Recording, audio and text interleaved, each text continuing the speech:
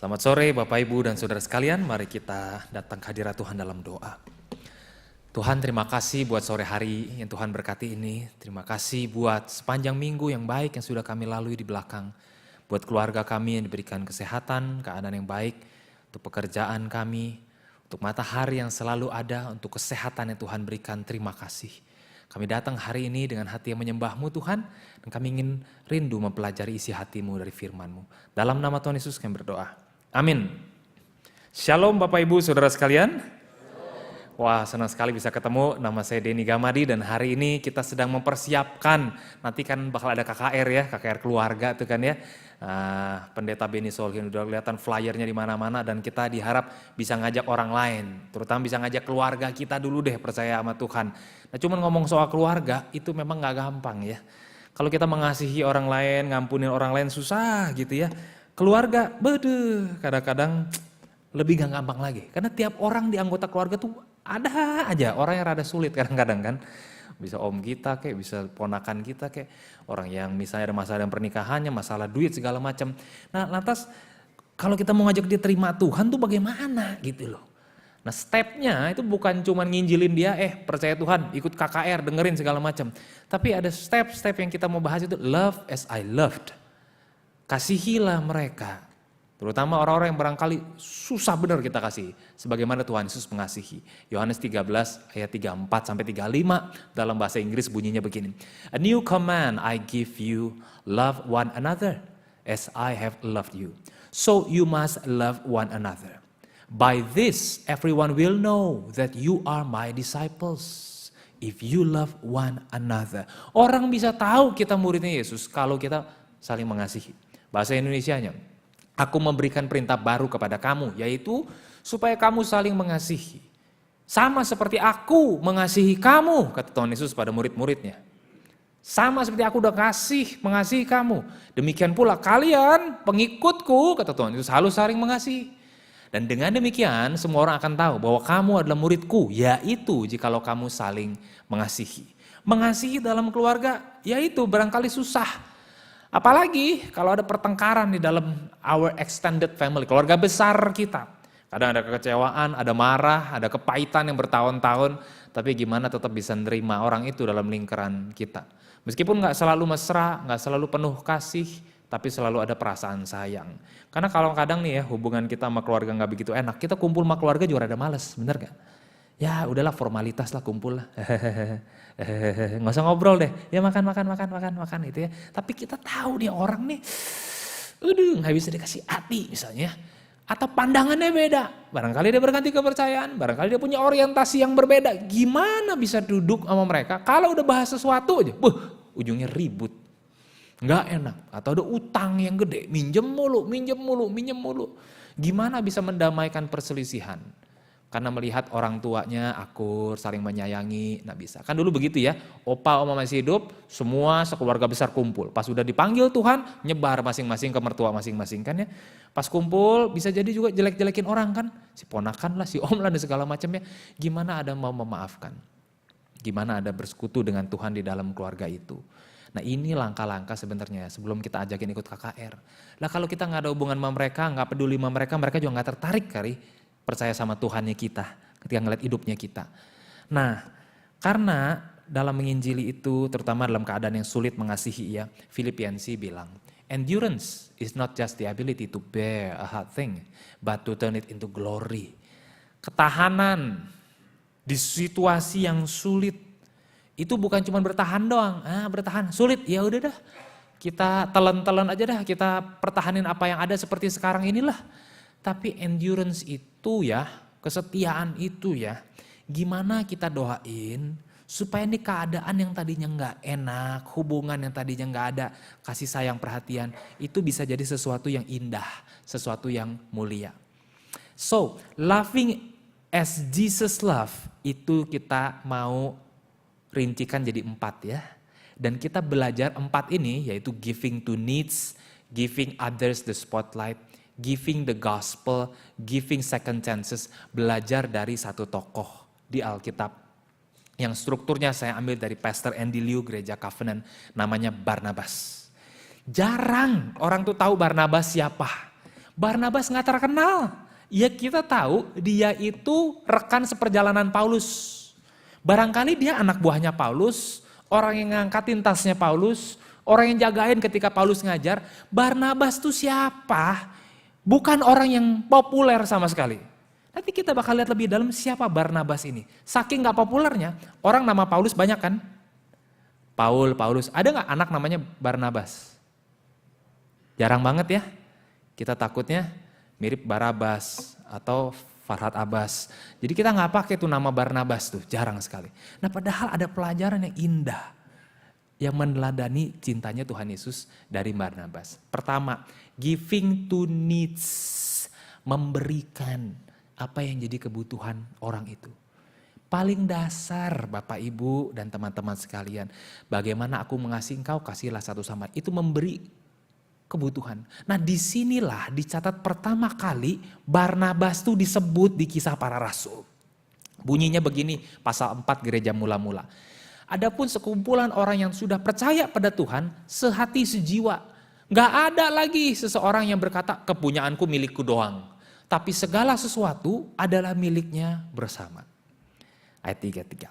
Dan dengan kuasa yang besar, rasul-rasul memberi kesaksian tentang kebangkitan Tuhan. Ini karena mereka kan abad 1, para rasul itu menyaksikan sendiri.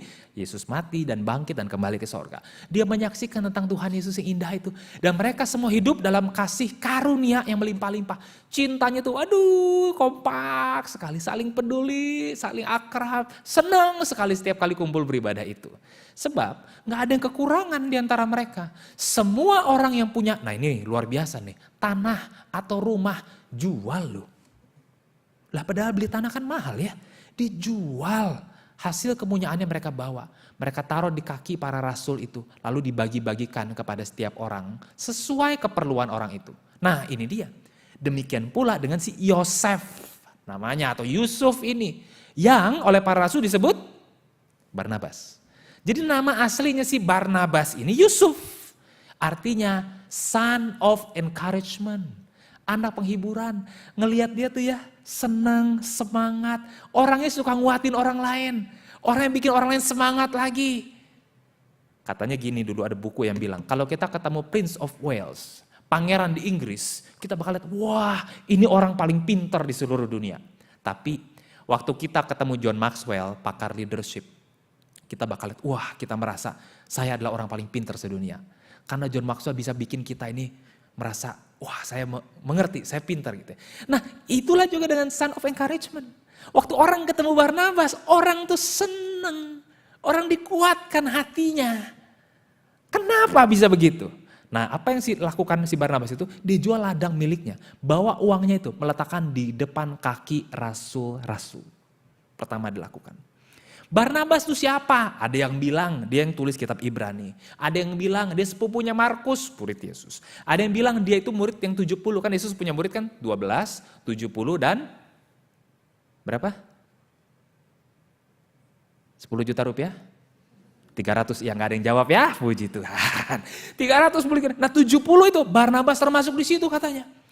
Tapi kita gak benar-benar tahu karena Alkitab gak banyak catat. Tapi ini pertama yang dilakukan, si Barnabas itu jual. Ini yang dia lakukan.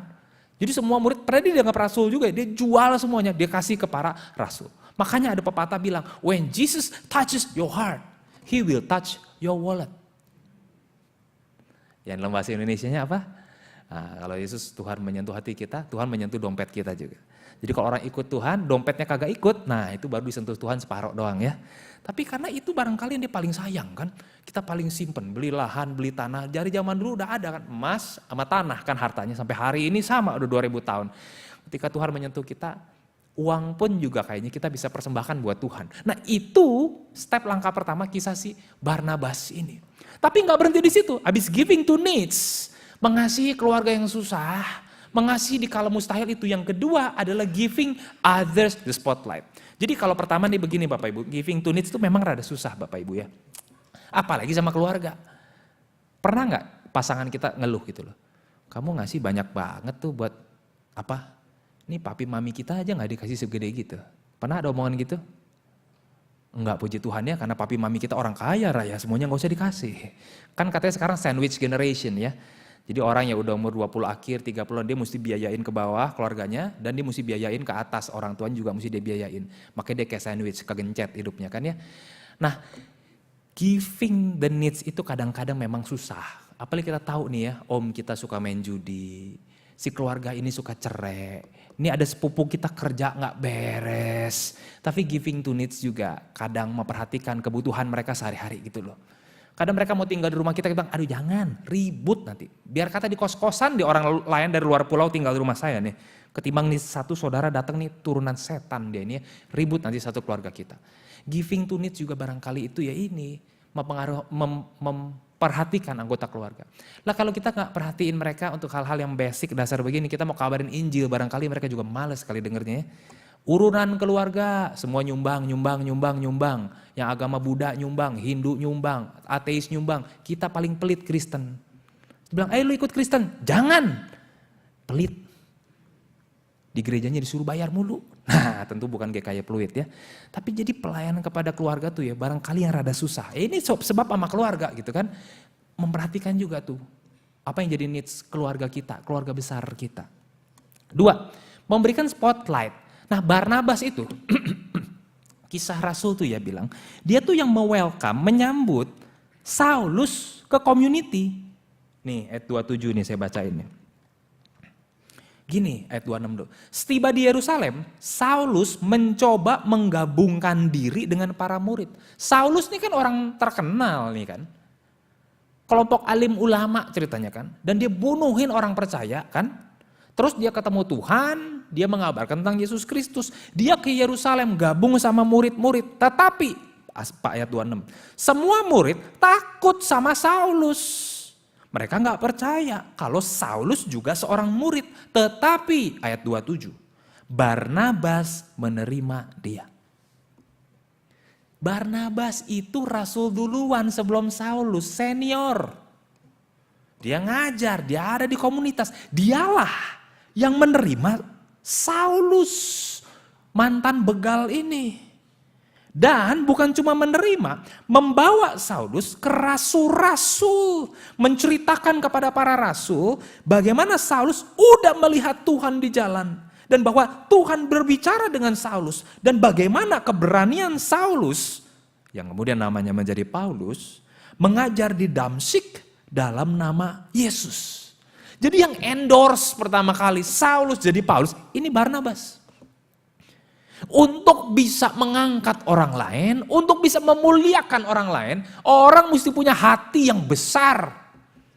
Kalau orangnya insecure, karena kurang bersyukur, susah puji orang lain. Kalau bisa aku paling hebat di bidang ini, aku paling punya nama di jalurku. Bukan giving the spotlight itu, kita bisa ninggikan orang lain itu seperti yang diajarkan di sini. Nah Barnabas sekali lagi melakukannya. Murid Yesus yang dianggap rasul yang kita nggak tahu, dia yang buka jalan. Dan bukan cuma itu, bukan cuma menerima Saulus masuk, dia yang endorse, rasul-rasul, Petrus, Yohanes, nih loh. Hebat dia ini, bagus, ayo kerjasama dengan dia. Lanjut lagi. Pasal 12 ayat 25, apalagi Barnabas and Saul serve together. Bukan cuma, nih bagus, bagus. Tapi saya gak mau ikut-ikut ya. Ntar saya dibacok lagi kalau salah ngajar. Udah nih pegang epek. Enggak, melayani bareng-bareng. Dan memang Saulus itu pandai banget kan. Dia duduk di bawah kursi Gamaliel, orang yang sangat cendekiawan. Barnabas ngikut.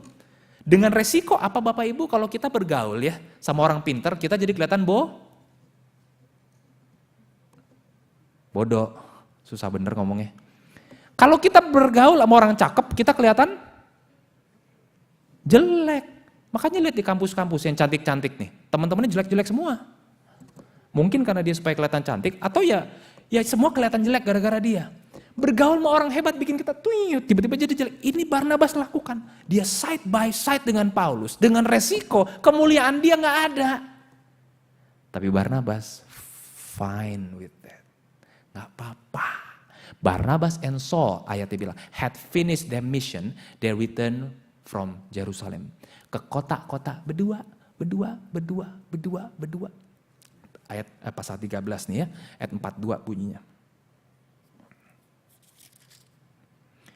Dan ketika Paulus dan Barnabas keluar, mereka diminta untuk berbicara tentang pokok itu pula pada hari Sabat. Gini loh, ayat 25, pemanggilannya begini. Barnabas dan Saulus kembali dari Yerusalem. Barnabas dan Saulus. Siapa duluan disebut? Barnabas. Pasal 12. Pasal 13. Ketika Paulus dan Barnabas keluar, mereka disuruh ngajar lagi. Siapa duluan? Paulus. Saudara lihat gak? Yang tadi saya bilang, kalau bergaul sama orang pintar kita jadi bodoh. Ah ini. Sebelumnya disebut dulu Barnabas dan Saulus. Berikutnya Paulus dan Barnabas. Kita orang Kristen zaman sekarang kita juga tahunya demikian bukan? Kepalanya siapa? Paulus. Barnabas barangkali tukang nyatet atau tukang bawain tas. Padahal Barnabas lah yang buka pintu pertama kali. Yang bikin Saulus menjadi Paulus. Itu Barnabas. Orang yang nyambut di dalam rumahnya, orang yang kenalin ke para rasul. Itu dia. Itu namanya giving the spotlight. Bukan mau kelihatan hebat sendiri, dia kasih kepada orang yang waktu itu direndahkan. Enggak dipercaya, giving the spotlight itu. Kita lihat di situ ya perubahan namanya. Nah makanya Tuhan Yesus senada juga ngomong hal yang sama. Waktu murid-murid ribut, saya mesti yang paling hebat. Kita masih begitu gak sih? Ada satu buku bisnis masuk Indonesia, saya lupa judulnya apa ya. Yang bukunya tuh sadis, kompetitor itu kalau udah kita kalahkan, kita mesti hajar sampai gak bisa bangun lagi. Salah satu poinnya gitu. Habisin semua. Karena semua persaingan kita mesti paling gede, gak boleh sisain tempat, kata si buku itu. Aduh, saya lupa bener tuh, terkenal bukunya, udah rada tua bukunya. Tapi Tuhan Yesus bilang, enggak. Yang terkecil di antara kamu, dia yang terbesar. Lah kita kan lomba supaya jadi yang terbesar dong. Terpopuler ke, terdisukai ke. Dalam etika kerajaan sorga mah kebalik. Siapa yang dilupakan, siapa yang gak diajak, siapa yang paling gak diperhatiin, itu orang besar di kerajaan sorga. Amin. Itu kebalikannya prinsip kerajaan sorga dengan apa yang orang lihat. Karena Yesus sendiri menjalani etika kerajaan surga itu. Dia yang walaupun dalam rupa Allah tidak menganggap kesetaraan dengan Allah sebagai milik yang harus dipertahankan, melainkan mengosongkan dirinya dan mengambil rupa seorang hamba. Bukan paling keren, bukan paling hebat di bawah spotlight, dia bahkan berani tinggalin surga mulia. Jadi orang yang kalau kita jalan-jalan di pasar, ya kayak begitu modelnya. Sederhana apa adanya. Demi rasa sayangnya kepada manusia. Dalam mengasihi juga sama. Giving the spotlight berarti meninggikan orang lain. Yang barangkali dunia, keluarga belum percaya sama dia. Kemampuannya kita gak tahu. Tapi kita memberikan kesempatan, meninggikan orang itu. Itu giving the spotlight. Dalam hal mengasihi sebagaimana Yesus mengasihi. 3, giving the gospel. Kita mengasihi orang nih ya, kasih kebutuhannya, kasih kesempatannya. Dalam hati yang paling dalam juga memberikan kepada dia kabar sukacita. Nah masalahnya kabar sukacita tuh apa sih? Kita balik lagi kisah Barnabas ini. Lihat ya, orang dicatat di Alkitab macem-macem loh. Oh orang ini besar imannya, orang ini pinter, orang ini kaya, orang ini apalagi sih hikmatnya luar biasa. Rohnya kayak roh Elia, segala macam orang hebat. Tapi Barnabas biografinya seperti apa di Alkitab? 11 ayat 24. Kisah Rasul 11 ayat 24. Bunyinya begini. Karena Barnabas adalah orang baik. Penuh dengan Roh Kudus dan iman. Sederhana. Bukan karena Barnabas orang berkuasa. Karena Barnabas punya channel orang-orang penting. Karena Barnabas orang yang berhasil di bidangnya. Karena Barnabas pandai mengajar. Dia bisa berdebat sama orang Yahudi maupun Yunani. Enggak. Karena Barnabas orang baik. Penuh dengan Roh Kudus dan iman. Apa yang terjadi? A great number of people were brought to the Lord. Karena dia orang baik. Sejumlah orang dibawa pada Tuhan. Jadi kebaikan hatinya, kualitas yang barangkali sekarang gak kelihatan fantastis itu dari the son of encouragement Barnabas, bawa orang ketemu dengan Tuhan. Bawa orang ngeliat Yesus tuh kayak apa sih, Injil tuh kayak apa sih, gara-gara dia orang baik itu. So kalau dibalik kata Tuhan Yesus bisa bunyi gini, everyone will not know. Semua orang gak bakal tahu kalau aku ini murid Yesus, kalau aku gak punya cinta kasih. Aku boleh ngomong pakai bahasa malaikat, aku bisa melakukan A dan B dan C dan mujizat tanpa kasih. No, sama di sini. Kalau nggak love one another, gospel juga nggak bisa nyampe ke orang itu. Lantas, gospel macam apa yang kita bagikan orang itu? Apakah kita ini jualan agama? Ngapain sembah begitu-begitu? Terima Yesus biar masuk sorga. Nenek kita udah sekarat di rumah sakit, kita doain cepetan terima Yesus loh. Udah lewat, udah gak ada masa promo lagi loh, lewat loh ini. Cepetan percaya terima Yesus. Yesus itu dipakai secara instrumentalis untuk mendapatkan apa yang kita mau. Bilang Yesus, tapi Yesus sebenarnya kita pakai supaya kita dapatin sesuatu. Apa? Keselamatan, surga, hidup yang enak. Tapi apa sih Injil itu? Nah salah satu penjelasan Injil yang bagus dari Tim Keller bunyi begini. We are not saved by what we do, but by what God has done. Completely and wholly and fully by what God has done. We do not contribute to salvation at all. Kita diselamatin bukan karena apa yang kita lakuin. Bukan karena kita rajin bertobat. Tapi karena apa? Yang dilakukan Allah sepenuhnya. Sepenuhnya melalui apa yang dilakukan Allah. Kita gak ada kontribusi sama sekali. Itulah kenapa gak ada orang bisa sombong, hebat. Wong semua yang dikasih, yang kita punya dikasih sama dia kok. Iya kan? Apa berkat dan privilege yang saudara punya itu mau dikasih Tuhan. Jadi kita jadi orang yang santai. Kata Bang Roma ya. Santai karena semua dikasih sama Tuhan. Keselamatan pun. Itu pun bagian yang Tuhan kerjakan. Kita tuh cuma dikasih saja. Ketika Yesus Kristus datang, dia datang untuk menjalani hidup yang seharusnya itu kita jalani. Dan dia mati dengan kematian yang harusnya kita jalani. Dia mendapatkan berkat dari manusia taat sempurna, tapi dia menerima kutuk dan hukuman atas manusia yang tidak sempurna, tidak taat. Dia kan sempurna, anak Allah jadi manusia, dia jalani hidup yang sama kita. Tapi dia mati kematian yang seharusnya dia tidak usah jalani. Dia mendapatkan berkat sebagai manusia sempurna, Adam yang kedua. Tapi dia menjalani kutuk yang harusnya bukan dia punya tanggung jawab. Kenapa bisa begitu? Karena waktu kita taruh iman sama Yesus Kristus, semua dosa kita, semua kutuk kita ditanggung sama dia. Ditukar, sedangkan semua berkat yang pantas dia terima, yang miliknya dia diberikan kepada kita. Tuhan memperlakukan kita seolah-olah kita sudah melakukan segala sesuatu yang Yesus lakukan. Inilah keindahan Injil yang mau kita bagiin. Bukan transaksi. Lu percaya Tuhan, lu dapat ini. Lu ikut kita sama-sama ke sekeluarga ke gereja. Tapi ini loh Bapak Ibu.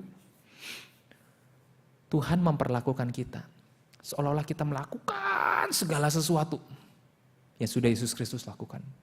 Sebaliknya, kita gak lakuin apa-apa kecuali bikin penderitaan dia jadi nyata. Tapi semua berkat yang diberikan, itu diberikan buat kita. Jadi ada gak sih orang Kristen sombong? Ada gak orang Kristen merasa dirinya baik? Ada gak orang Kristen merasa dirinya layak diberkati? Sebaliknya orang Kristen itu orang yang sangat rendah hati. Karena dia tahu, dia itu nol. Semua yang dia punya diberikan. Dimulai dari kayu salib sampai kita kembali ke pangkuannya.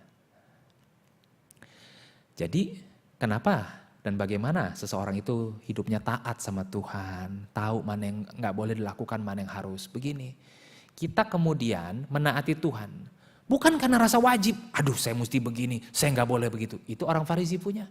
Sebaliknya, kita itu ya pengen nyenengin hati Tuhan.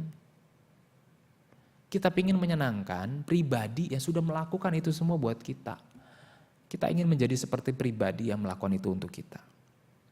Ini bedanya. Orang baru percaya Tuhan, menyembah Tuhan buat dirinya sendiri. Tapi orang yang dekat hubungan sama Tuhan, dia menyembah Tuhan untuk Tuhan. Kadang sebelum tidur, kita taruh gadget kita tutup mata, kita ngobrol sama Yesus. Senang aja.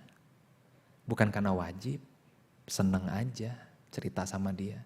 Bangun tidur, kita doa, inget dia. Bukan karena wajib diajarin dari kecil, karena seneng aja. Karena nikmatin hubungan sama dia. Itulah Injil yang membebaskan. Dia yang bayar semuanya. Sehingga kita ini kembali kepada dia dengan haru dan sembah. Karena kita tahu kita sebenarnya mestinya gak dapet. Nah, tapi lakukan hal-hal ini kadang-kadang susah. Makanya kalau dalam pemerintahan dibilang ada performance gap. Wah, apa tuh?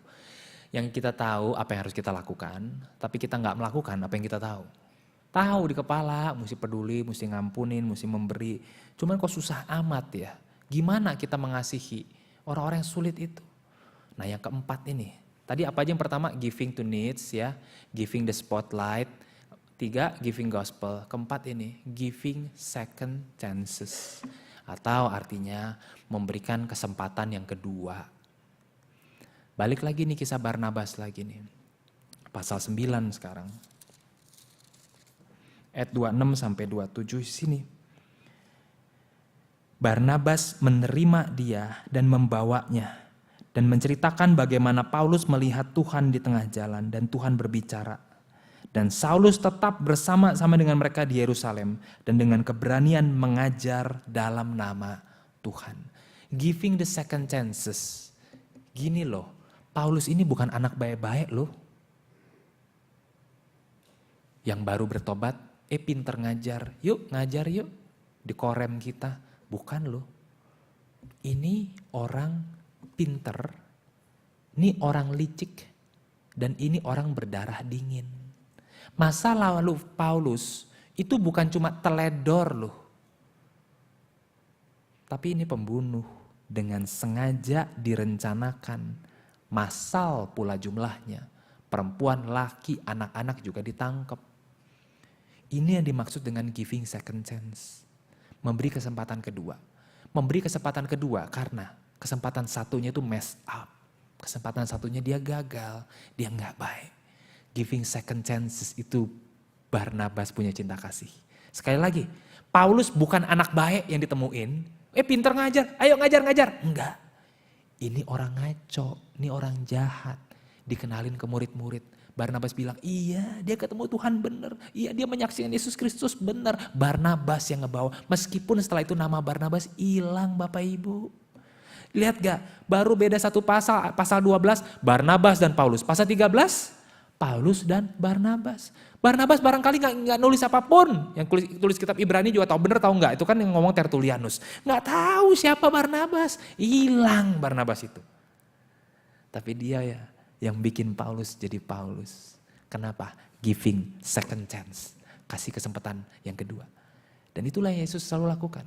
Yesus memberikan kesempatan kedua. Dan kesempatan kedua itu selalu diberikan pada orang yang mengacaukan kesempatan pertama kan. Ya kalau pertama udah bagus ya udah gak usah dikasih kesempatan kedua. Justru karena nih orang nih kacau, dia butuh kesempatan kedua.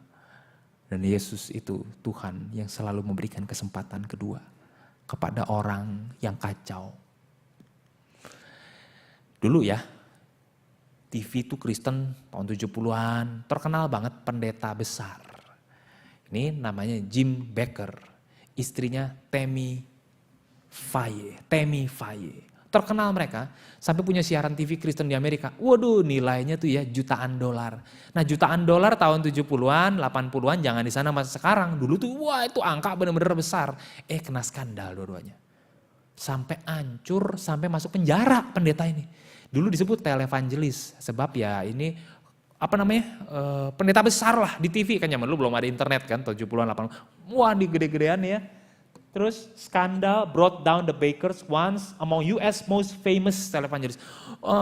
Penginjil paling terkenal pendeta TV lah. Kena skandal dia sama istrinya sampai hancur dan masuk penjara. Nah di kontemporer di zaman itu ada satu pendeta besar lagi. Tapi bedanya dia gak pernah jatuh. Ini jatuh hancur nih, ada beberapa orang. Ada Jim Bakker, ada Ted Haggard. Banyak deh pendeta-pendeta yang terkenal dia itu jatuh deh ya.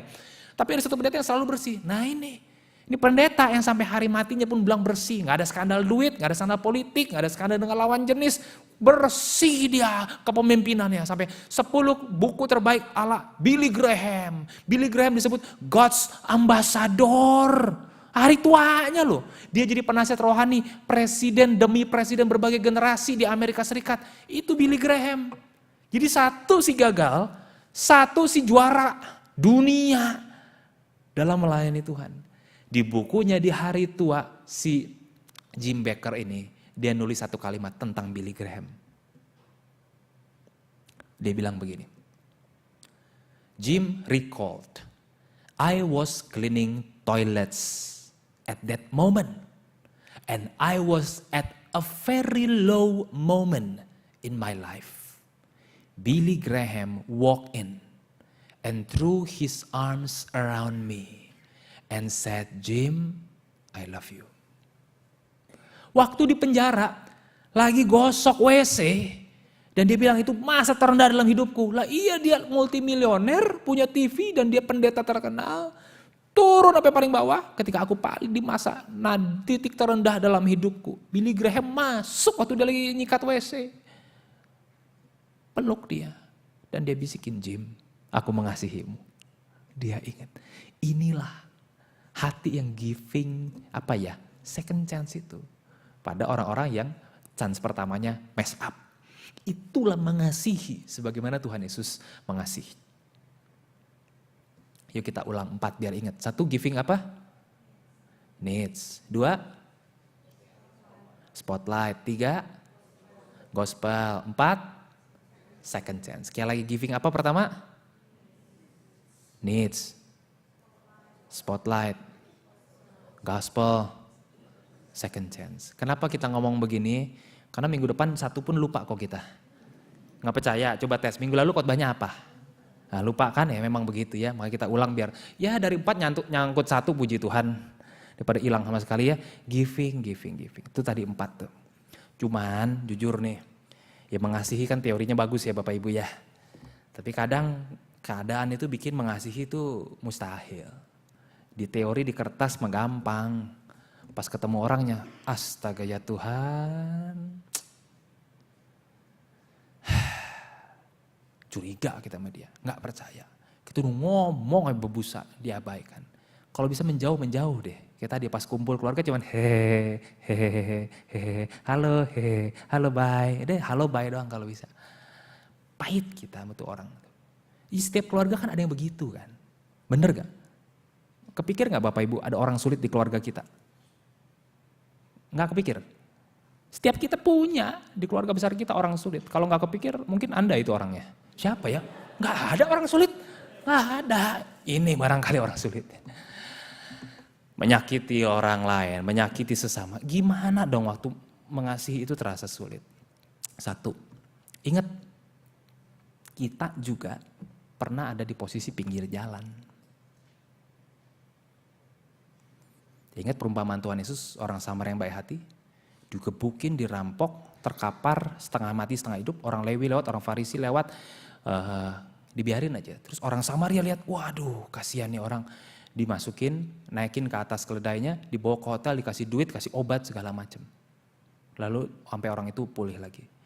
Bapak Ibu, waktu mengasihi jadi susah, ingat kita juga pernah ada di posisi pinggir jalan setengah mati. Masih ingat gak siapa yang nolong kita waktu kita ada di posisi pinggir jalan? Masalahnya kita suka lupa. Waktu keadaan udah membaik, lupa kita. Dulu kita ada pernah di pinggir jalan, lalu ada orang tolong kita. Waktu mengasihi terasa sulit, ingat ini. Ingat, ada orang yang pernah nampung. Ada orang yang pernah percaya sama kita. Waktu seluruh dunia tidak percaya sama kita. 2. Respons ketika belas kasihan timbul dalam hati. Orang makin dewasa, makin besar atau makin kecil belas kasihannya? Siapa yang bilang makin besar makin berbelas kasihan?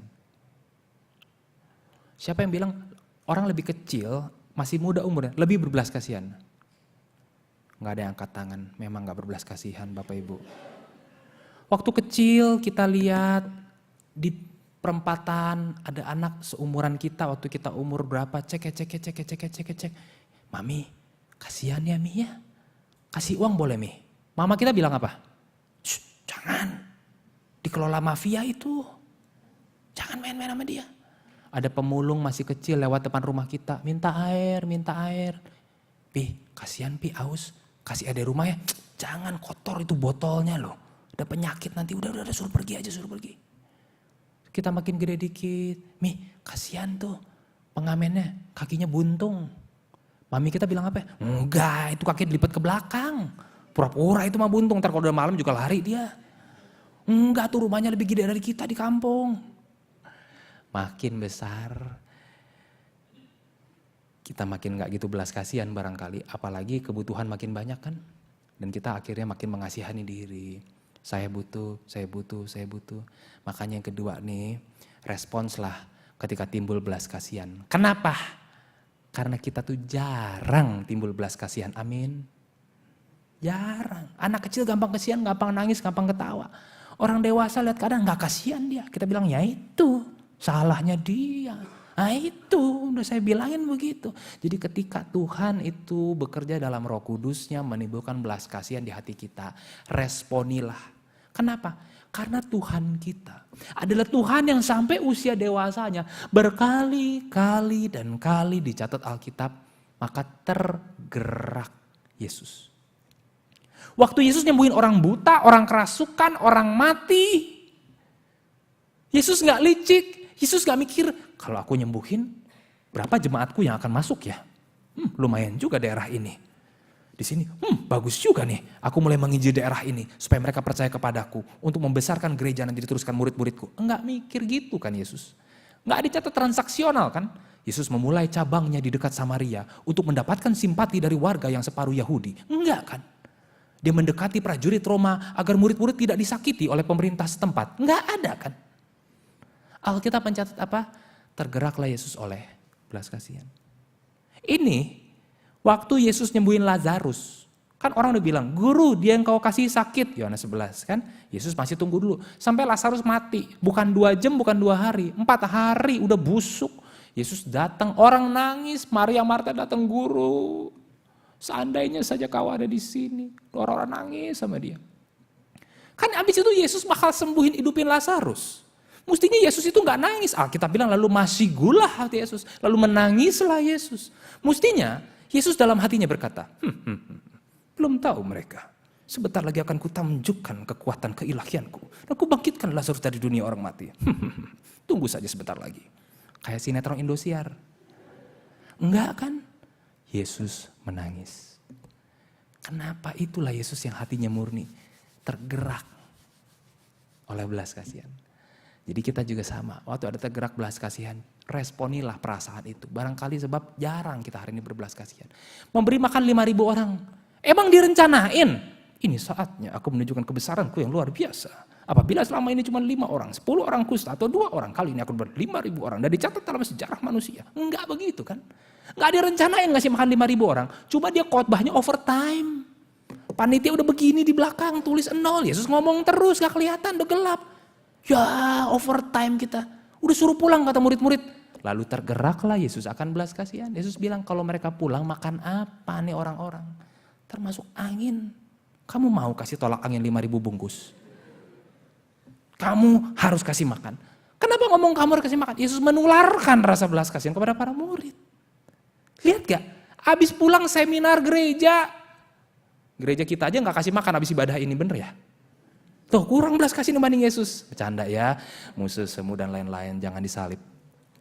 Yesus ngasih makan karena kasihan. Padahal pas pendaftaran seminar Yesus, gak diconteng dapat konsumsi dan air loh. Datang semua tapi dia kasih karena belas kasihan. Dan yang terakhir, bagaimana mengasihi ketika sulit? 1 ya, ingat kita juga pernah ada di pinggir jalan. 2, merespons ketika belas kasihan Tuhan gerakin. 3, bagaimana bisa mengasihi ketika mustahil. Menikmati kasih Bapa sama kita. Orang sering melakukan hal baik. Dan karena dia doing good, melakukan hal baik. Dia disebut sebagai orang yang baik. Being good. Atau orang itu disebut dia be good. Karena dia melakukan hal-hal yang baik. Satu titik dalam hidupnya yang kita merasa bahwa saya capek melakukan hal baik. Saya capek selalu dimanfaatkan. Maka saya akan berkurang lakukan baiknya.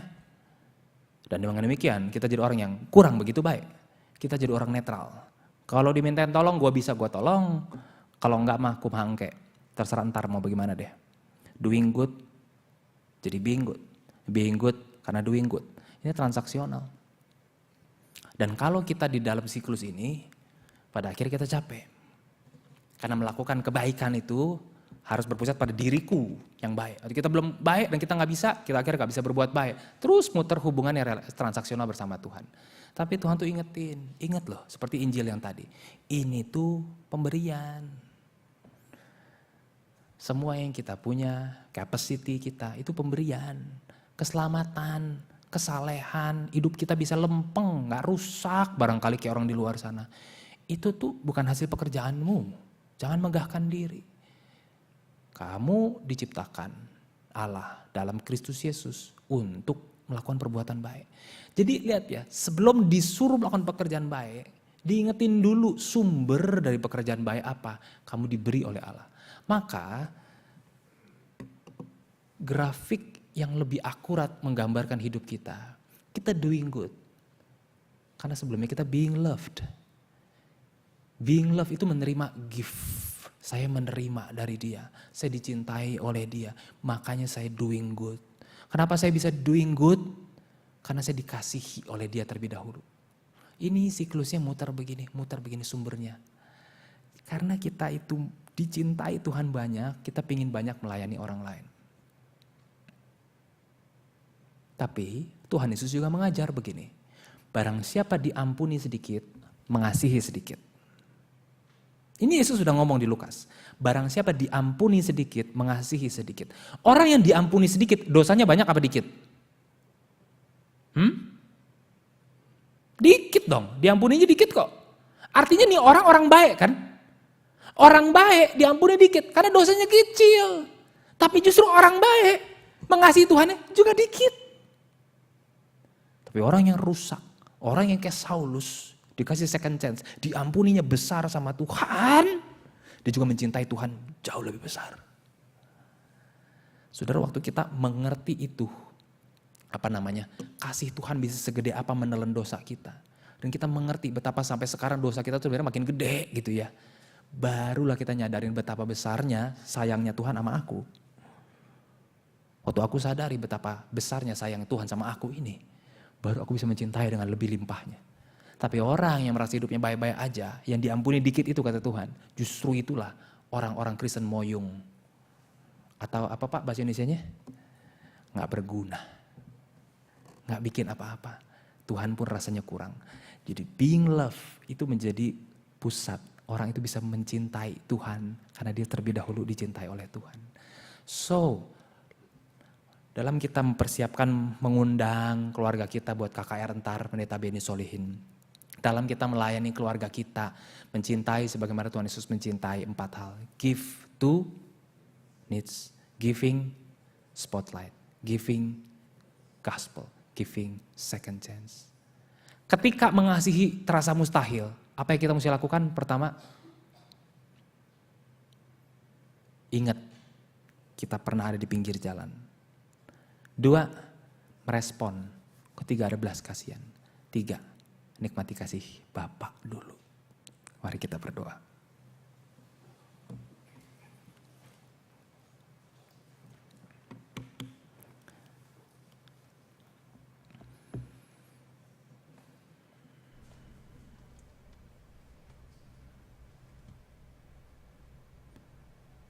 Tuhan, hari ini kami datang kepadamu meminta dicintai Tuhan sekali lagi.